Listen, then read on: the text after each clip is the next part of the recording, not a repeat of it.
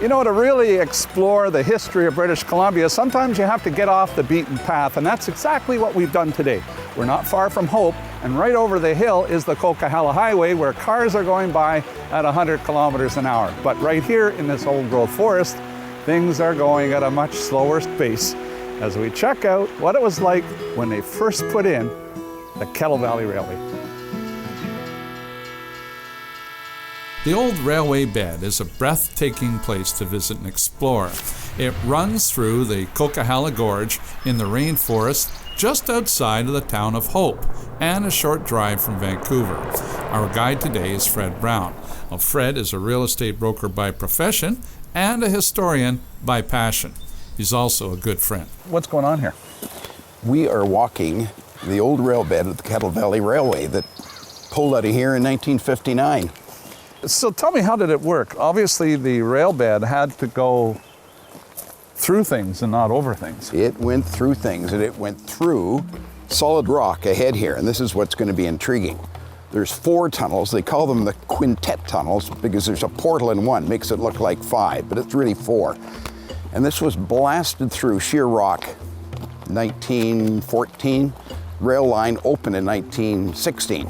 So this was quite an engineering feat for the early 1900s. I can't help but notice there's just nobody here.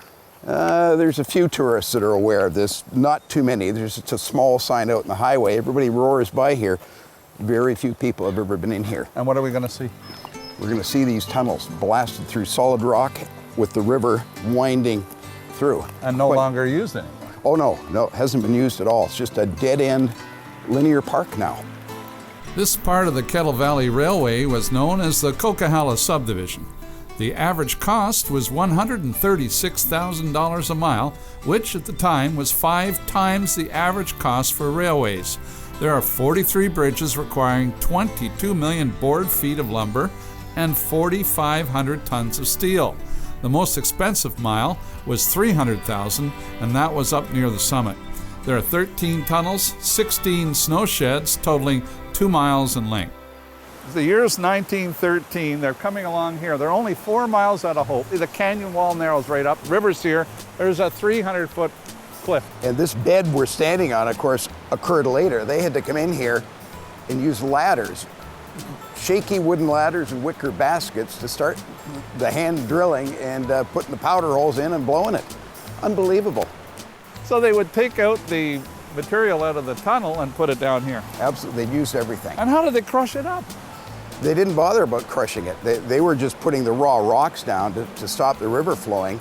They'd have a source of gravel, and they'd bring it in after they'd filled with as much rough rubble rock as they could. So the coup de grace, as they say, is 4 tunnels right here. Somebody could come in here with a bike right now too, eh? Oh yeah, cyclists are allowed in here. And how far up will they be able to go?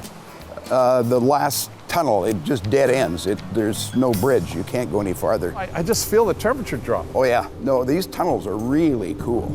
It's amazing how that rock just retains that steady. In the summer it's cool, winter it might be a little bit warmer. We've been walking a little ways in this tunnel, and you can see that just the way the walls were, right? The way they were blasted out in 1913, 1914. Pretty jagged, aren't they? It's kind of amazing when you see it.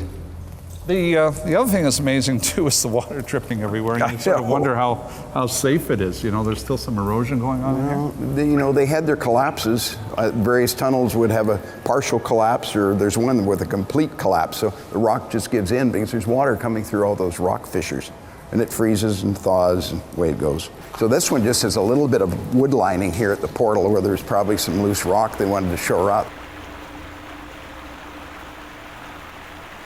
The rumor was that people would run it at night because they didn't want their passengers looking down at the sheer drop-offs of the canyon. Or seeing the high cliffs that are possibly going to come down on the train line, as did happen from time to time. But that's the rumor, and that's the fact that the passenger trains came through here at night.